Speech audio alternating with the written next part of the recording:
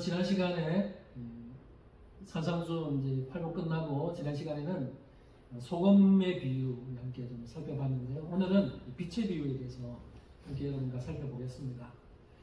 오늘 함께 좀 다루게 될 이 빛의 비유도 소금의 비유와 마찬가지로 우리 그리스도인들이 이 세상을 살면서 어떻게 선한 영향력을 끼치고 살아야 하는지에 대한 말씀이라고 할 수 있습니다.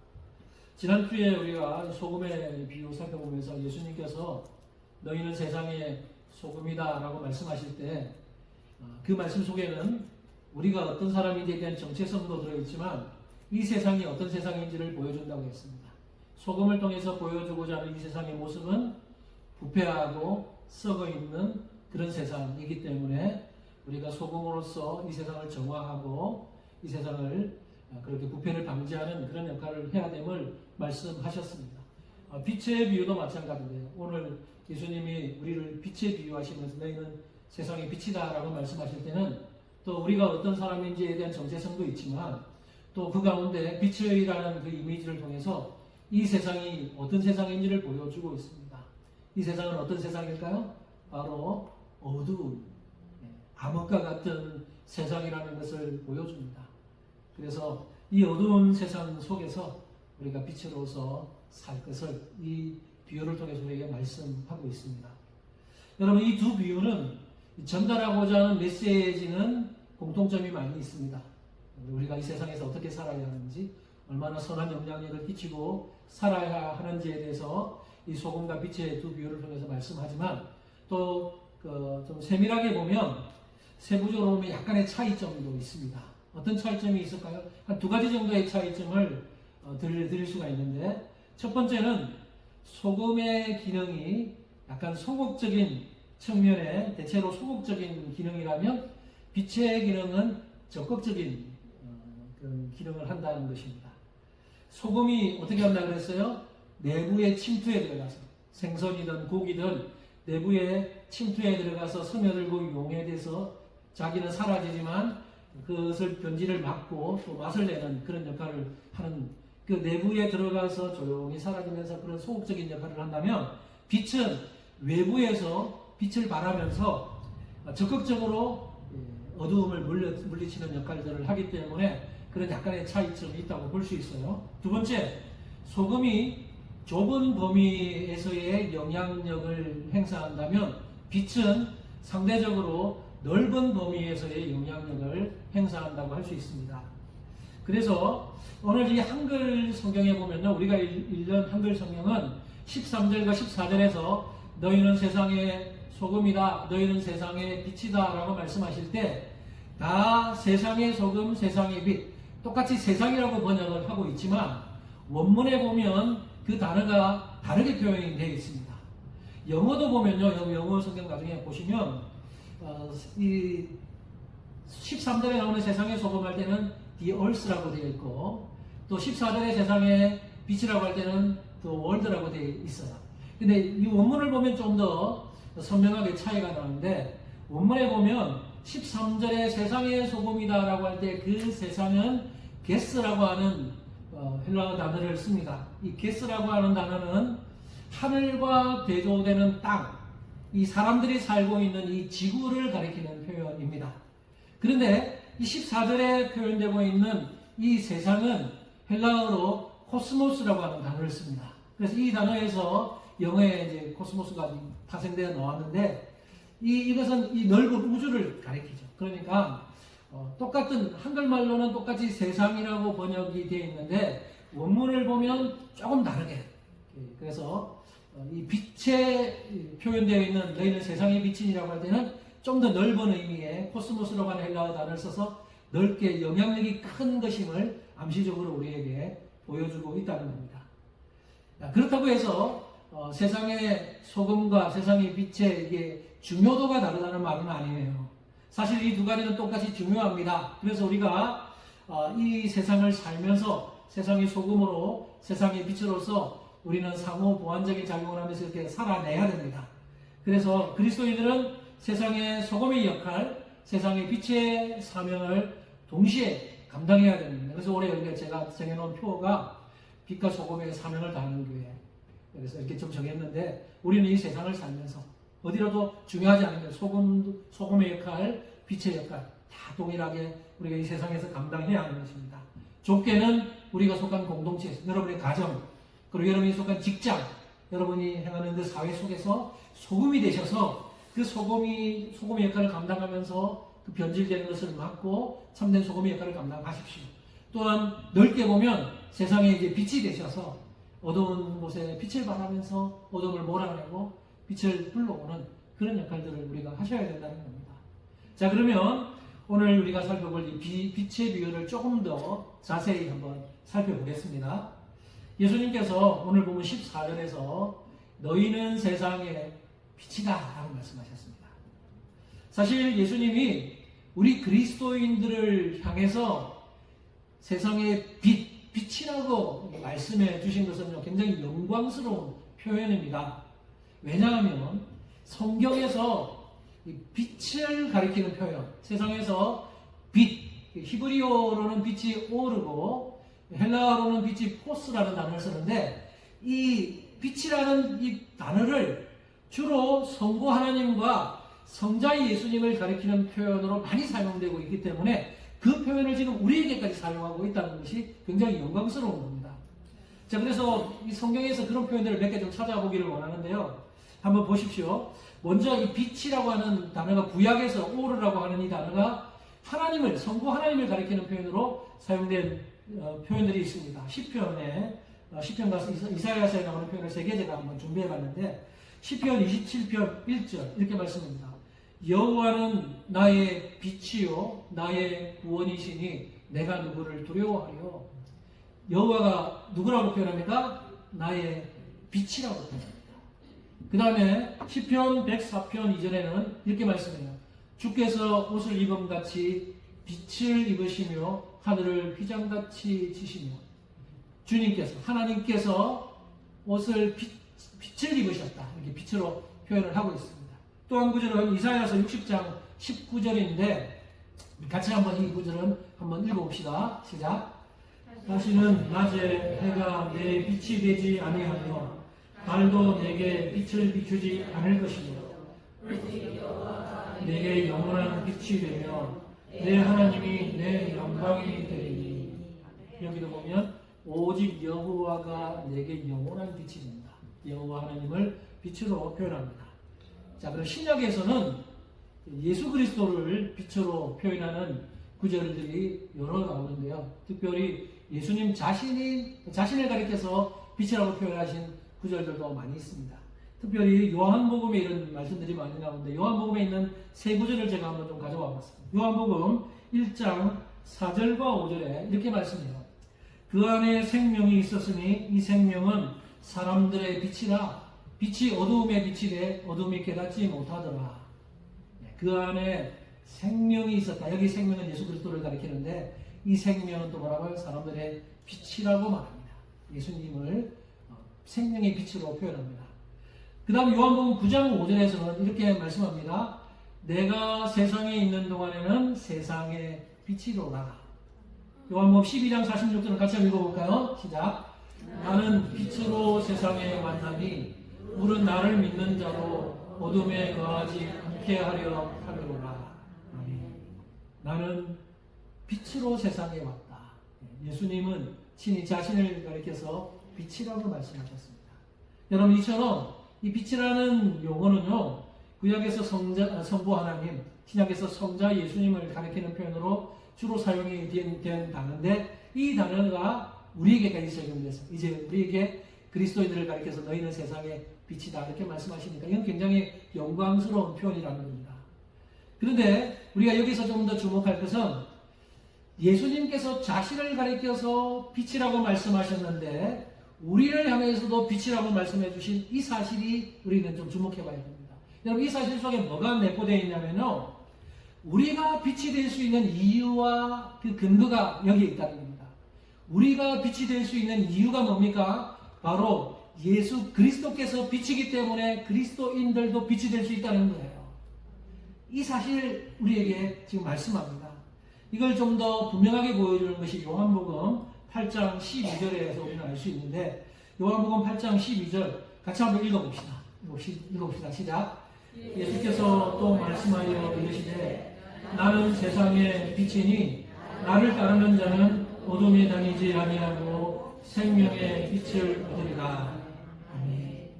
우리가 세상의 빛이 될 수 있는 이유는 세상의 빛이신 예수 그리스도께서 우리에게 생명의 빛을 주시기 때문입니다. 우리가 예수 그리스도로부터 생명의 빛을 받았기 때문에 우리가 세상의 빛으로 살 수 있는 것입니다. 근데 여기서 우리가 한 가지 꼭 짚고 넘어가야 할 것이 있는데 그것이 뭐냐면 예수님도 빛이고 우리도 빛인데 근본적으로는 똑같은 빛은 아니라는 거예요. 자, 어떻게 다를까요? 그럼 그 똑같은 빛이 아니면 어떻게 다를까요? 예수님은 빛을 스스로 빛을 발하는 자체 발광이라고 할 수 있고 우리는 예수님의 빛을 받아서 반사하는 반사체로서의 빛이라고 할 수 있습니다. 이 약간의 좀 차이가 있어요. 우리는 스스로 빛을 못 내요. 예수님은 스스로 빛을 발하는 그 자체 발광이시지만 우리는 죄로 물들어 있고 그래서 스스로 빛을 발할 수는 없습니다. 그러나 우리가 빛이 될 수 있는 이유는 예수 그리스도의 빛을 받아서 반사하는 그 반사체로서의 빛의 역할을 감당한다는 거죠.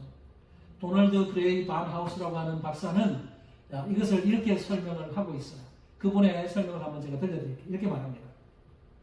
그리스도께서 세상에 계셨을 때 그는 낮이면 떠올랐다가 밤이면 지는 태양과도 같았다. 그러나 태양이 지고 나면 달이 떠오른다. 이 달은 기독교인들 곧 교회의 모습이다. 달은 빛난다. 그러나 그 빛은 그 자체에서 나오는 빛이 아니다. 그 빛은 오직 태양 광선을 반사할 때만 빛나는 빛이다. 여러분 과학 배우셔서 제가 과학을 자세히 설명하지는 않겠습니다.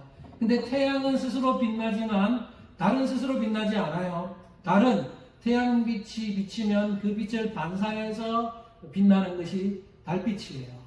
바로 이런 차이라는 거죠. 예수 그리스도는 스스로 빛나는 태양빛과 같다면 우리 그리스도인들은 그 예수 그리스도라는 그 태양빛이 비치는 빛을 받아서 반사하는 달빛과 같은 존재라는 것입니다.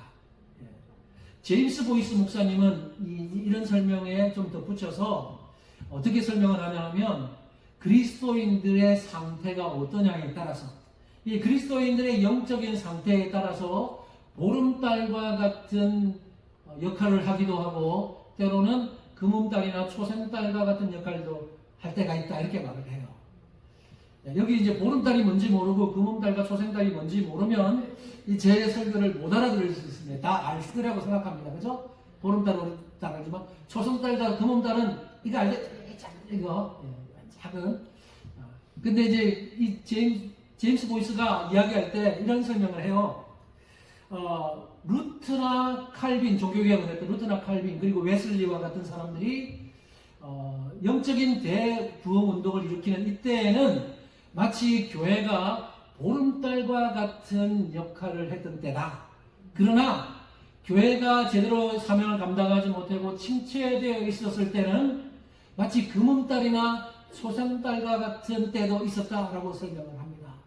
그러니까 교회가요, 어떤 사람들, 교회고 어떻게 보면 우리 그리스도인들이 영적 상태에 따라서 보름달과 같은 사명, 그런 역할을 하는 사람도 있고 그런 시기도 있고 또는 그의 빛을 발하지 못하는 금음달이나 초승달과 같은 그런 사람이나 그런 역할을 하는 시기도 있었다는 겁니다. 여러분, 여러분에게 한번 질문해 볼게요. 지금 빛을 발하고 계십니까?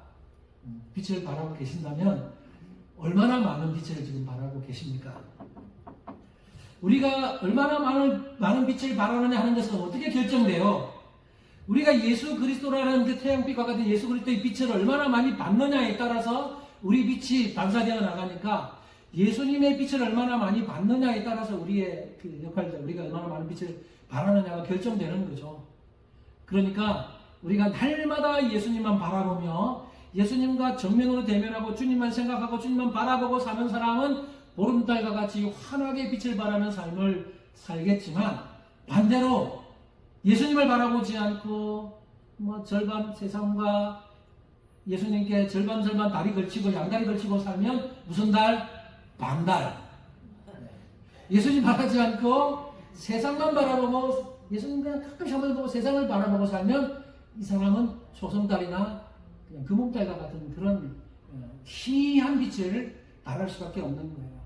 그런데 이 초승달이나 금음달과 같은 이 달들은 이 달빛은 사실 거의 영향력을 끼치지 못합니다. 마찬가지로 우리 그리스도인들이 이 세상을 살면서 빛이라고 말하면서 살아가지만 거의 초승달이나 금음달처럼 그런 희미한 빛을 발하고 살면 우리는 세상에 영향력을 끼치지 못한다는 겁니다.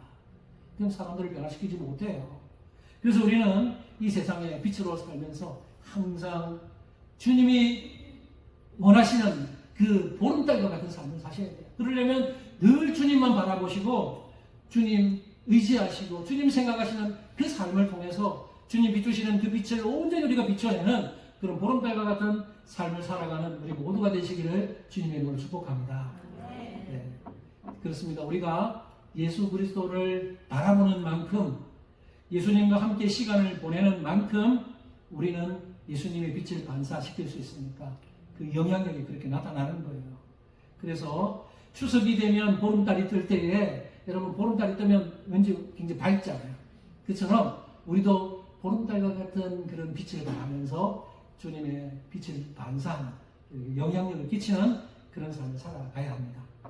자, 이제 그 다음 구절에 보면 예수님께서 너희는 세상의 빛이다 라고 말씀하시고 나서 빛의 실제적인 기능을 강조하기 위해서 두 가지 예를 들어 설명합니다.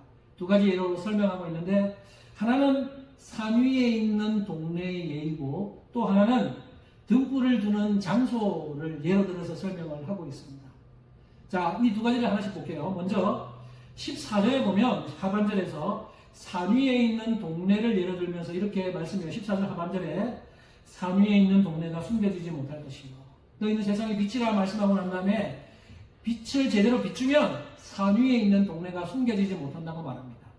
이 고대 팔레스타인의 도시들은 주로 언덕 위에 산 위에다가 주로 집을 많이 짓고 고지대에다가 도시를 건설하고 사는 경우가 많았다고 합니다. 그럴 때 그러면 높은 곳에다가 동네가 형성되면 주위 사람들 눈에 잘 띕니다. 특별히 밤이 될 때 불빛이 비치면 높은 지역이 있기 때문에 멀리서도 보고 저기 동네가 있구나 저기 집이 있구나 하면서 쉽게 찾아갈 수 있고 그래서 불빛이 비칠 때 산 위에 높이 있을 때 잘 드러나는 겁니다. 자, 그 다음 15절에서는 등불을 두는 장소에 대한 예로 들고 있습니다. 15절은 우리 함께 같이 좀 읽어보기를 원합니다. 읽어봅시다. 시작. 사람이 등불을 켜서 말 아래에 두지 아니하고 등경 위에 두나니 이러므로 집안 모든 사람에게 비치느니라.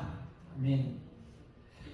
당시 이 팔레스타인 지역에서는 흙으로 만든 작은 접시 안에 이제 기름을 넣고 심지에 넣어서 심지에 불을 붙여 사용하는 등불, 이 등잔을 주로 사용하는 것이 그 당시에 사람들이 가지고 있었던 유일한 등불의 형태였습니다. 예수님께서 오늘 말씀하면서 당시 사람들의 일반적인 관습을 말하면서 사람은 등불을 켜서 말 아래에 두지 않고 등경 위에 둔다 이렇게 말합니다. 여러분 말 아래에 두지 않고 등경 여기 우리가 좀 주목할 것은 이 등불을 두는 위치, 등불을 두는 장소를 예수님 강조하시는 거예요. 등불을 어디에 둔다고요? 등경 위에. 이게 말 아래에 두지 않는다고 이 말이 뭡니까? 옛날에 이게 뭐 부피를 무엇을 담고 할 때 그 말이라는 거 있잖아요. 근데 이제 성경에 보면 이 말이라고 하는 단어가 모디온이라고 하는 단어를 쓰는데 이거는 약간 9리터 정도, 그렇죠? 9리터 정도의 용량을 담는 어떤 그릇 같은 것을 가리키는 그런 단어인데 말이라고 하는 말이 좀 어려워서 그런지 우리 말 다른 성경에서 쉬운 성경이나 공동 번역이나 또는 현대어 성경을 보니까 이게 뭐라고 번역이 되냐면 대박이라고 번역이 돼요. 대박. 또 어떤 성경은 그릇이라고 번역한 데도 있어요.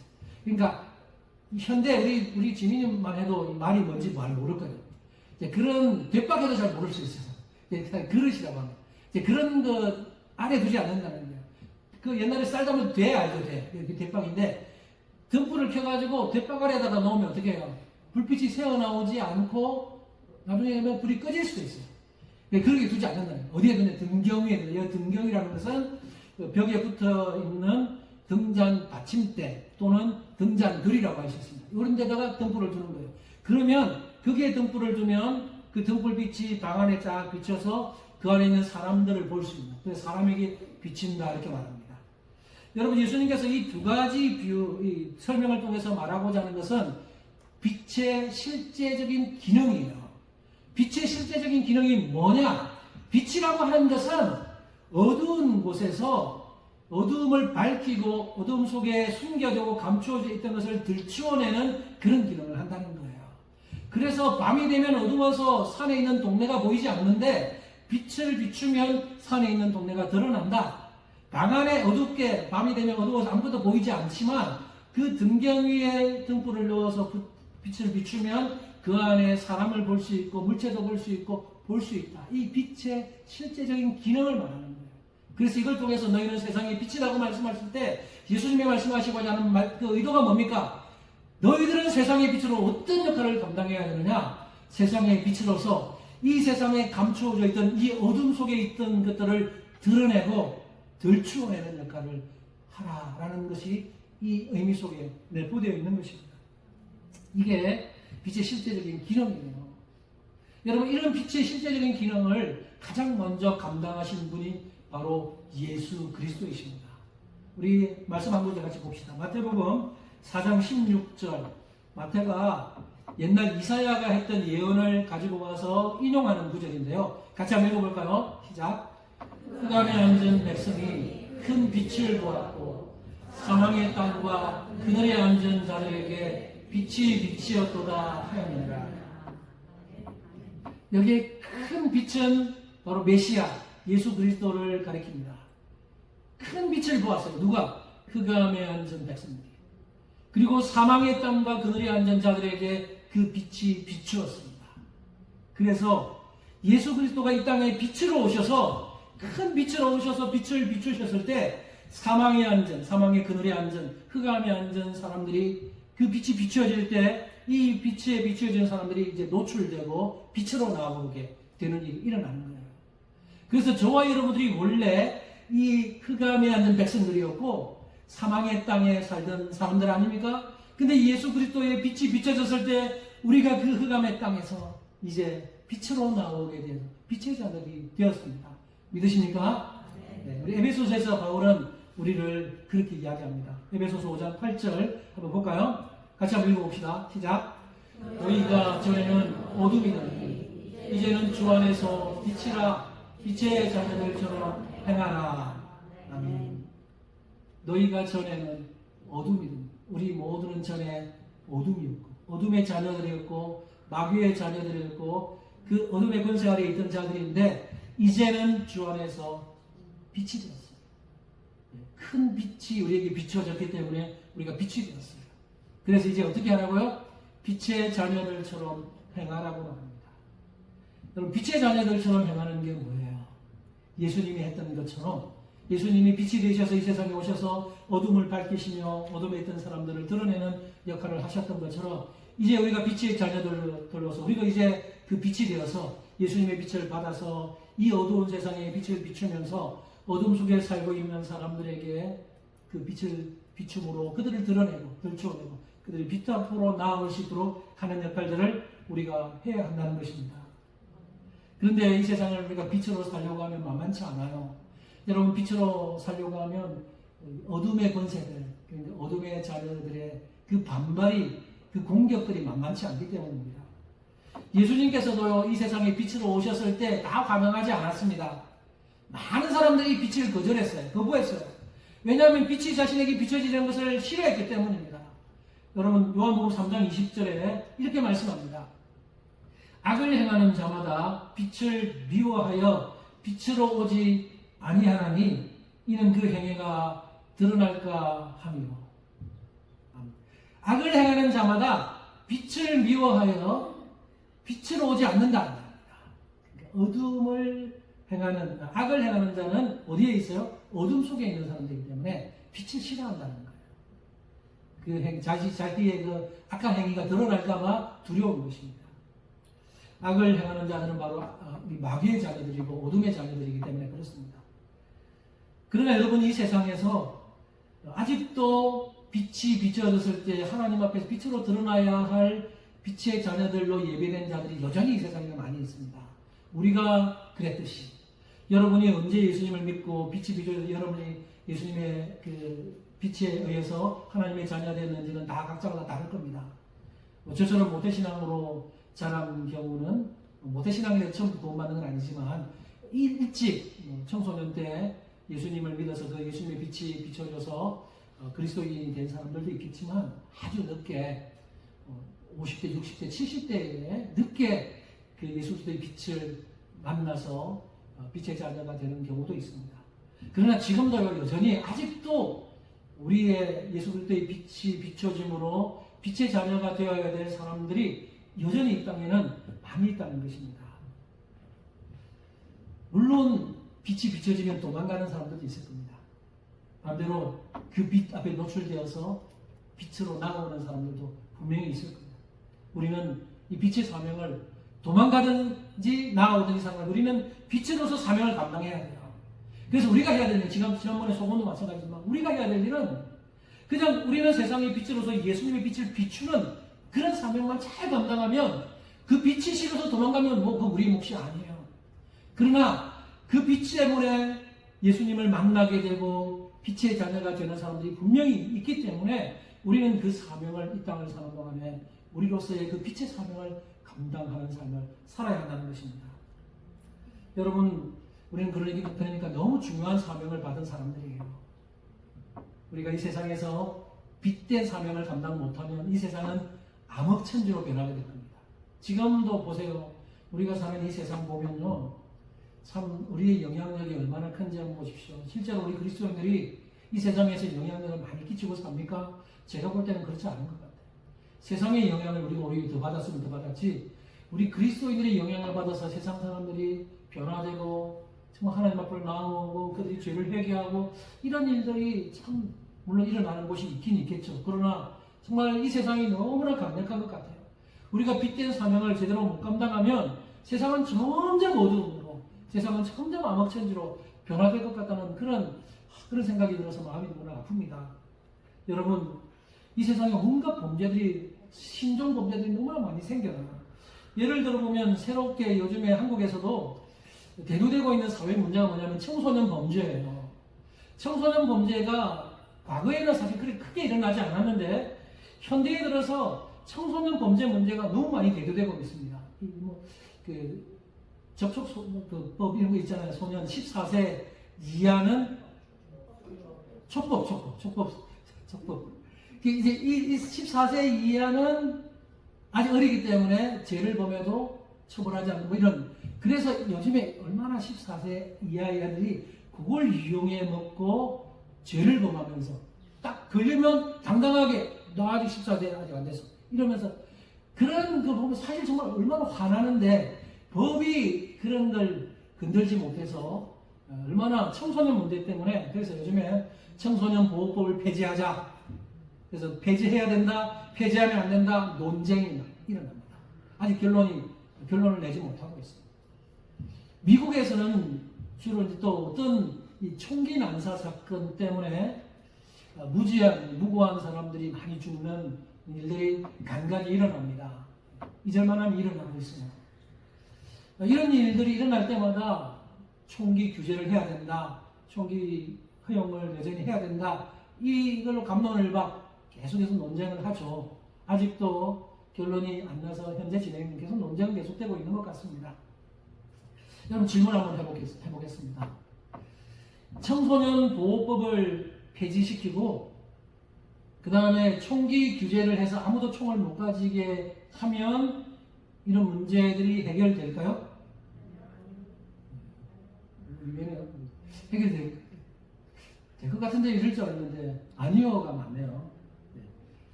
저의 의도를 좀 파악하시면 됩니다.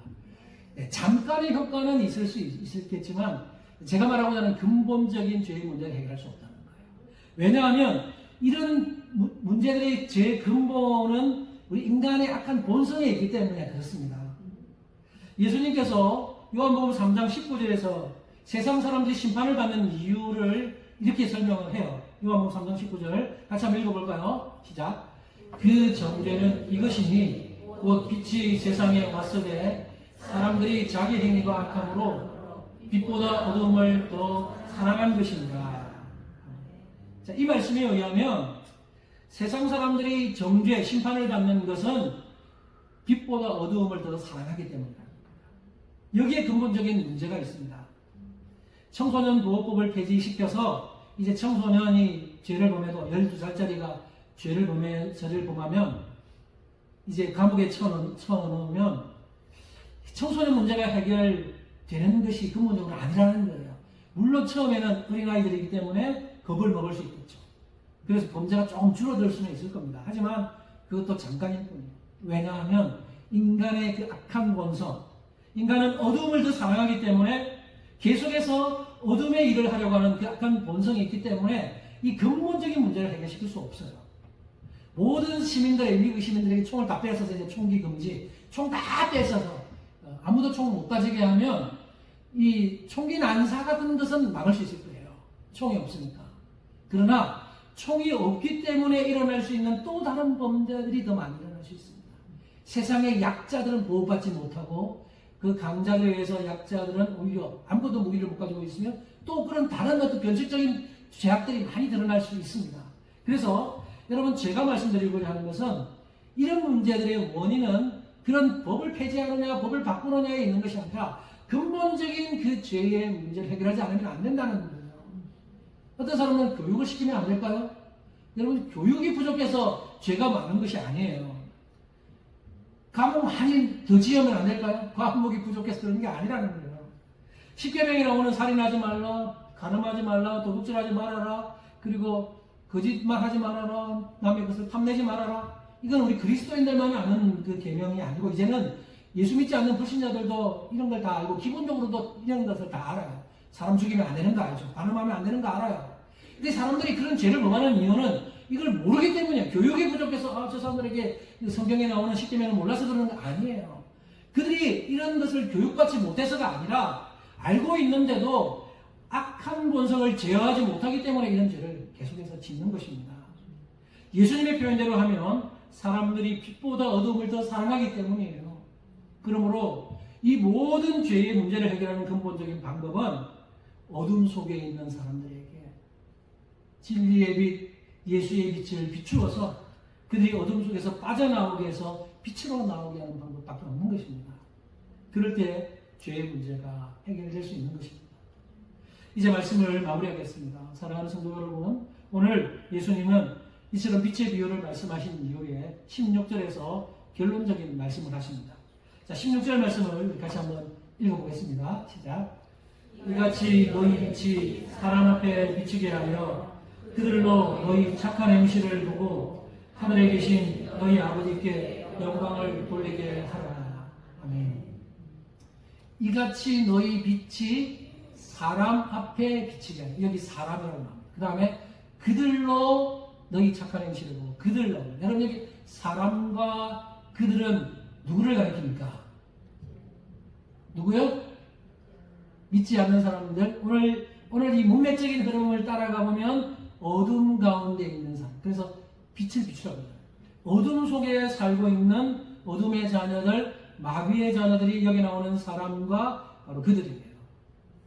그 사람들 중에는 누가 있는 줄 알아요? 여러분에게 불친절하게 대하는 사람, 여러분에게 적대적으로 대하는 사람, 또는 우리를 비방하는 사람들까지도 여기 그들 안에 포함되어 있어요. 그리고 우리가 팔복의 마지막 복을 살펴볼 때 의를 위하여 박해를 받은 자는 복이 있나니라 할 때 우리를 박해하는 사람들, 그들도 여기에 포함되어 있습니다. 자, 이런 사람들에게 빛을 비추고 선한 행실을 하라라고 하는데 참 그렇게 사는 게 결코 쉽지는 않습니다. 그런데도 예수님은 우리에게 그렇게 하라고 그래요. 우리에게 적대적으로 대하고 우리를 미워하고 우리에게 안 좋게 말하는 사람이 있더라도 그 사람들을 향해서 빛을 비추라. 생명의 빛, 예수의 빛을 비추고 그들 앞에 착한 행실을 드러내라. 여기 착한 행실은 뭐예요? 착한 행실은 단순히 도덕적으로 선한 삶을 살아가는 얘기가 아니에요. 우리에게 악하게 대해도 그들에게 화내지 말고 복수하지 말고 그들에게 선을 베풀어주고 그들에게 복을 빌고 그렇게 하라는 거예요. 참 이렇게 사는 게 쉽지 않죠. 그러나 그렇게 사는 삶을 예수님이 우리에게 바라는 거예요. 그런 착한 행실을 할 때 어떻게 한다고요? 그들이 그걸 본다는 거예요. 우리의 착한 행실을 보고 우리가 비치는 예수의 빛을 보고 우리의 착한 행실을 보고 그들이 변화돼서 빛의 자녀들이 되어서 하늘에 계신 아버지께 영광을 돌리게 되는 일이 일어난다는 것입니다.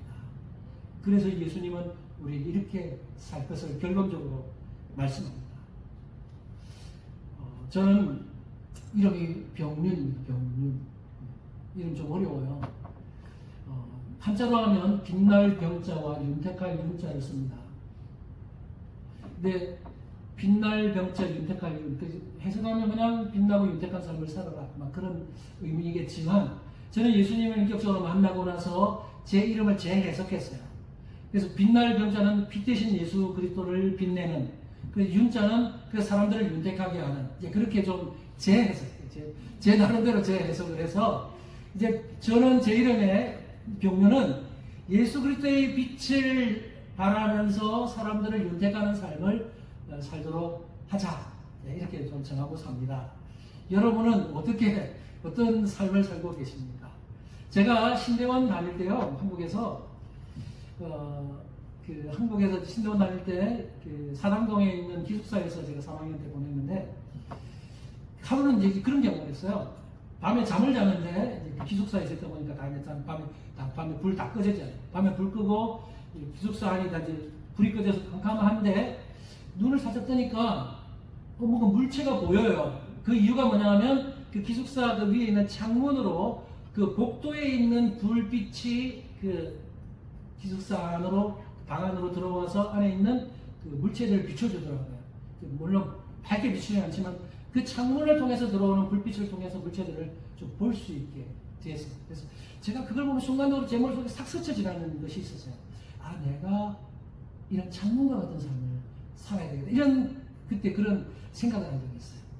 아, 나는 예수님의 빛을 바라는 삶을 산다고 한다면 예수님이 빛을 비출 때 벽이 되어버리면 빛이 안 들어오는데, 그 벽 가운데 창문이 있으니까 그 창문을 뚫고 빛이 들어와서 사람들에게 비춰질 수 있구나 라는 걸 보면서 창문과 같은 역할을 하고 싶다라는 생각을 한 적이 있습니다. 여러분은 어떤 빛으로, 어떤 빛의 사명을 감당하기를 원하십니까? 이제 오늘 말씀을 마치면서 여러분이 도전합니다. 여러분 세상의 빛으로서 예수 그리스도의 빛을 바라는 삶을 살아가시기 바랍니다. 특별히 그냥 대충 조금 희미한 빛이 아니라 예수님을 날마다 바라고 예수님의 빛이 여러분에게 완전히 비춰지는 그런 보름달과 같은 그 빛된 사명을 감당하십시오. 그래서 예수님의 빛을 착하게 반사시키는 거울, 또 예수님의 빛을 투과시키는 그 창문과 같은 역할을 하셔서 이 땅에서 이 어두운 세상 속에 내가 있음으로써, 내가 그리스도인의 그 빛의 사명을 감당함으로써 조금이라도 어두움 속에서 빛이 드러나서 밝아지고, 그래서 혹시나 한 사람이라도 내가 행한 내가 비춰지는 그 빛, 또 내가 행한 그 착한 행실 때문에 예수님을 믿지 않았던 어둠 속에 있던 사람들이 빛의 자녀들이 되어서 오늘 이 말씀처럼 하늘에 계신 아버지께 영광을 돌리게 되는 그런 놀라운 기적과 같은 역사가 일어나게 되기를 주님의 이름으로 축복합니다. 기도하겠습니다.